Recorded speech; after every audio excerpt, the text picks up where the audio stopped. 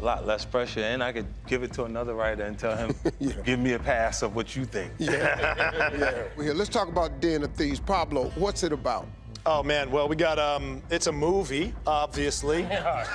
It's about a gang of criminals that are set to rob the Federal Reserve Bank of Los Angeles, and the cops that are chasing them.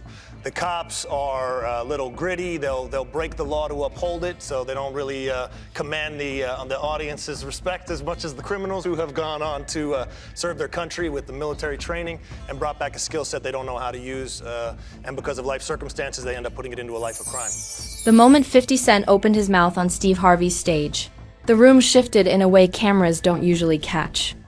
This wasn't a rapper telling success stories or flexing numbers. This was someone calmly explaining how he outgrew the very thing that made him famous. And you could see it on Steve Harvey's face, that half smile people make when they realize they're hearing something deeper than they expected. This wasn't about music charts or hit singles. This was about survival, power, and thinking 10 moves ahead while everyone else is still arguing about the first step. 50 wasn't reminiscing, he was revealing. The kind of truth people usually save for closed rooms, not bright lights. It felt less like an interview and more like a blueprint accidentally slipping out. What stunned people wasn't confidence. It was clarity. 50 spoke like someone who already escaped the system others are still begging to win in. Rap wasn't the dream, it was the doorway. And once he walked through it, he never planned on living there. That realization hit harder than any punchline. Social media lit up instantly. Some called it motivation, others called it cold reality. But nobody could look away. Because when someone tells you success isn't about talent, but about thinking differently, it messes with your excuses. This didn't feel inspirational. It felt disruptive before 50 Cent ever talked about being bigger than rap. He lived in a space where rap wasn't even guaranteed. People forget that his rise didn't come wrapped in industry protection or polite introductions. It came with chaos, pressure, and the constant understanding that survival mattered more than applause. That context matters because you don't develop long-term vision when your short-term future feels secure. You develop it when everything around you is unstable. When 50 spoke to Steve Harvey, he didn't sound nostalgic about music. He sounded strategic.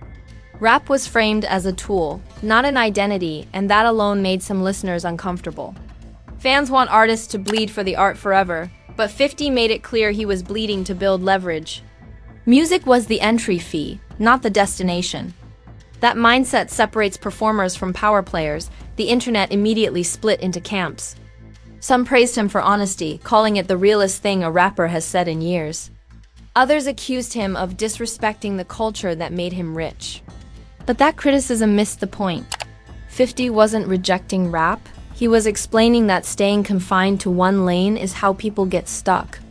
Growth, to him, was never optional. What caught Steve Harvey off guard was how casually 50 described thinking ahead. There was no drama in his tone, no chest beating, just quiet certainty. He talked like someone who already ran the numbers, already saw the outcomes, and already chose his path. That calm confidence hits harder than shouting ever could. 50 explained that being the rapper was a role the industry loved because it was predictable. Predictable people are easy to manage. The moment you start thinking beyond the role, you become a problem.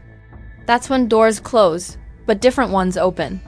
He didn't frame resistance as a setback. He framed it as confirmation that he was moving correctly. This perspective reframed his entire career in hindsight. The business moves, the partnerships, the exits, none of them looked accidental anymore. They looked planned. While critics were focused on his music sales, he was studying ownership, control, and longevity. Rap gave him attention, but attention alone was never enough. The sarcasm in his delivery wasn't loud, but it was sharp. He joked about people staying in one box until the box collapses on them. It sounded funny, but the message landed heavy. He wasn't mocking artists, he was warning them. Comfort is expensive, and it costs you your future if you stay too long. Steve Harvey's reaction became its own moment. You could see recognition in his eyes, the kind that comes from someone who also reinvented himself. That silent understanding made the exchange feel less like an interview and more like a passing of perspective between two survivors of different systems. critics online tried to spin it into ego. But the tone didn't support that narrative. 50 wasn't bragging, he was documenting evolution. There's a difference between flexing success and explaining escape. One feeds ego, the other feeds strategy. And strategy is always misunderstood by people who haven't had to use it. This moment forced fans to revisit old assumptions. Maybe the reason 50 seemed unbothered by musical trends was because he was already elsewhere mentally. While others chased relevance, he chased structure. That shift alone explains why his career didn't collapse when the spotlight moved by the end of this segment. It was clear that 50 wasn't revealing a new idea. He was revealing an old plan. One he never felt the need to announce until now. And once that realization settled, the conversation stopped being about rap altogether. It became about power, ownership, and who actually wins in the long run once that clip started circulating. The internet did what it always does when someone challenges a comfortable fantasy. It panicked, then it argued, then it pretended it always knew this already. People weren't just reacting to what 50 Cent said, they were reacting to what it implied about their own dreams. Because when someone calmly explains they used your dream as a stepping stone, it forces uncomfortable self-reflection. Social media timelines turned into motivation seminars mixed with accusation panels. One minute people were reposting the clip with captions about thinking bigger. The next minute they were calling 50 ungrateful. That whiplash wasn't about him. It was about the audience realizing that talent alone doesn't guarantee freedom. The myth of pure artistry without strategy started cracking in real time. Memes flooded in almost instantly. Because humor is how the internet processes truth it's not ready to accept. Jokes about rappers being employees went viral. Clips of Steve Harvey's stunned face became reaction gold. People slowed it down, zoomed in, and treated his expression like confirmation that a secret rulebook had been exposed on camera. Celebrity reactions quietly added fuel. Some artists reposted the clip with vague captions about ownership and longevity. Others stayed silent, which spoke louder than commentary ever could. Silence in moments like this usually means one of two things. Either you agree but don't want the smoke, or you disagree but don't have a counterargument that won't expose you. Pop culture comparisons went wild. People compared 50 to chess players surrounded by checkers, to athletes who became team owners, to entertainers who escaped contracts before they became cages. Some even joked that this made inspirational podcasts look like kindergarten lessons. The exaggeration wasn't accidental. The message landed because it threatened a deeply romanticized version of success. Critics tried reframing the conversation by saying not everyone has access to 50's opportunities. That argument sounded reasonable until people remembered how his story started. No safety net, no shortcuts, no polished entry. His point wasn't that everyone should copy his path. It was that everyone should question the lane they're being pushed into. That distinction got lost in the noise on purpose. The sarcasm in 50's delivery became a talking point on its own. He didn't sound bitter, angry, or defensive. He sounded amused. That amused tone irritated people more than arrogance ever could. There's something unsettling about someone explaining the game while clearly no longer playing it. It feels like betrayal to those still stuck inside. Steve Harvey's stunned reaction took on symbolic meaning. People read it as validation from someone who also crossed industries and survived reinvention. The moment felt like two people from different eras recognizing the same truth. Entertainment is temporary.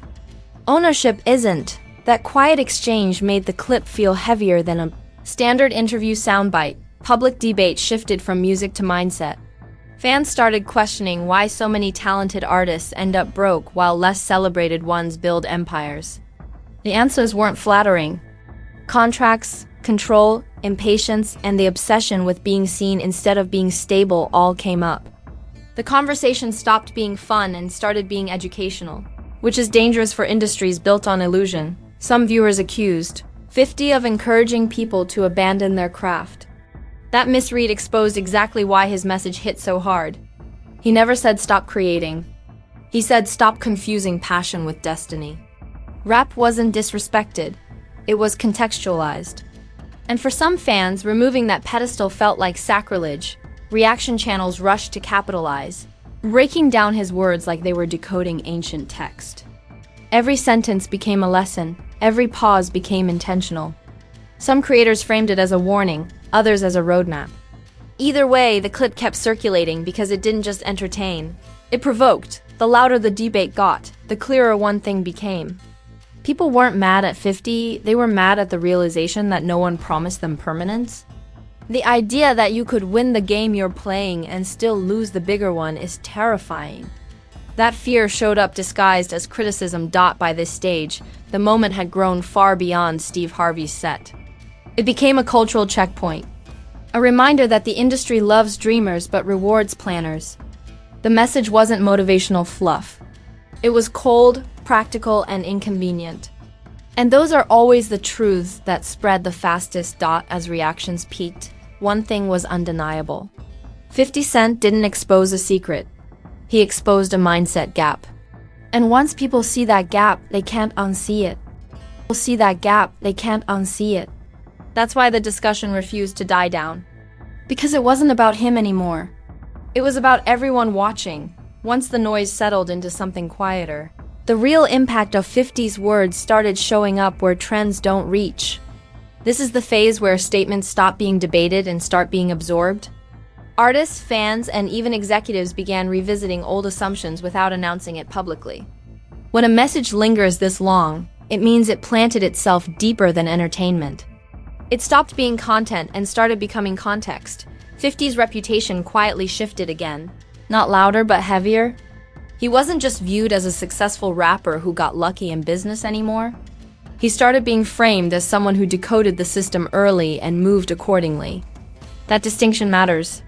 Luck fades in conversation, strategy doesn't. People began reinterpreting his past moves with new respect. Seeing patterns instead of coincidences, Steve Harvey's involvement added long-term credibility to the moment. His silence afterwards spoke volumes. No backtracking, no reframing, no viral follow-up needed. The exchange stood on its own.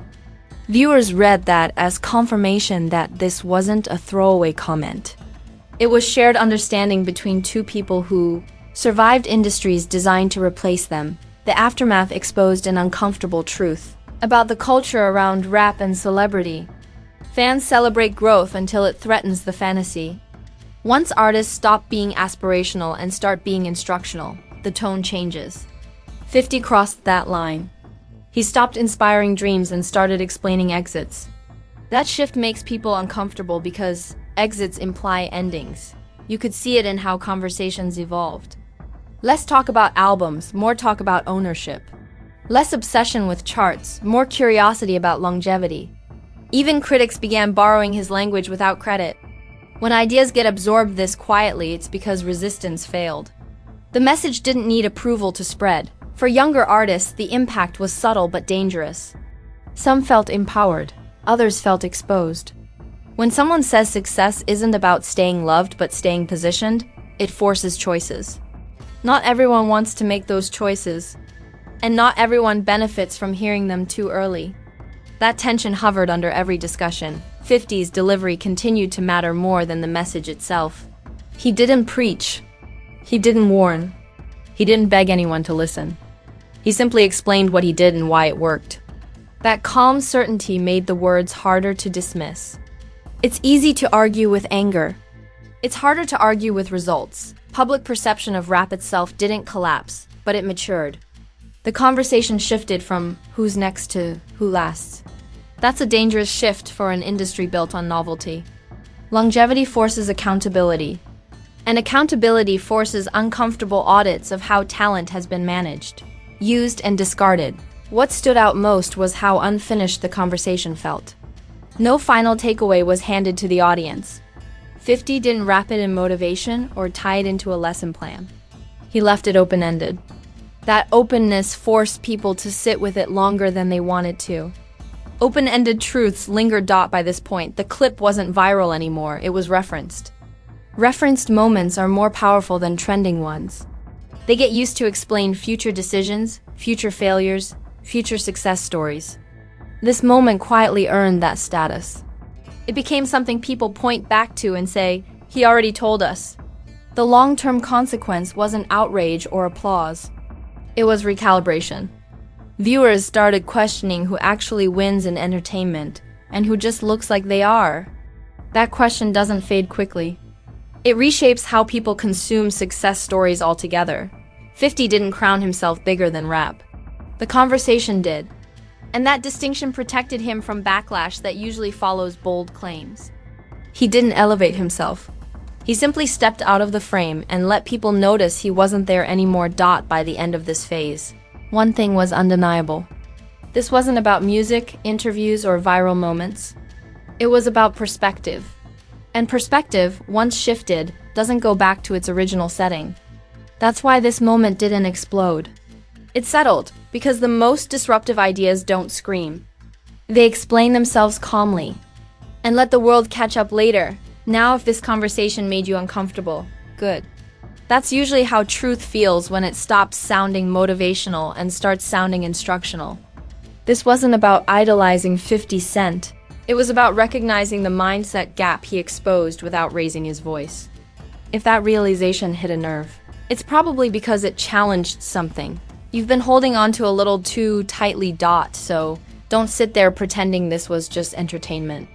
If this made you rethink success, ownership, or the way the industry sells dreams, let it be known.